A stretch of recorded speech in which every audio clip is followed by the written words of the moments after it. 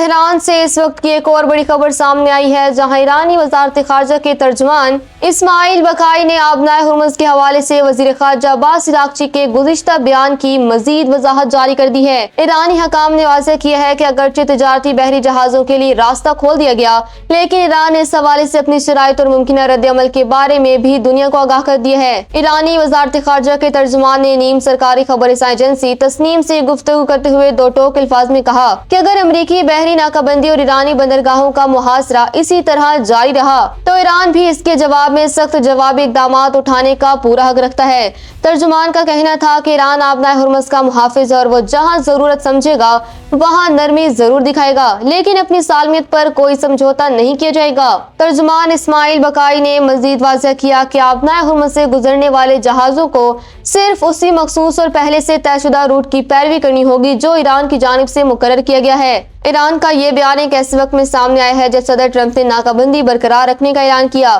جس کے بعد تہران کی جانب سے یہ جوابی انتباہ خطے میں تناؤ کو دوبارہ بڑھا سکتا ہے۔ ماہرین کے مطابق تہران کا یہ سخت لہجہ دراصل اسلام آباد میں ہونے والے اگلے مذاکرات سے پہلے اپنا دباؤ برقرار رکھنے کی ایک کوشش ہے۔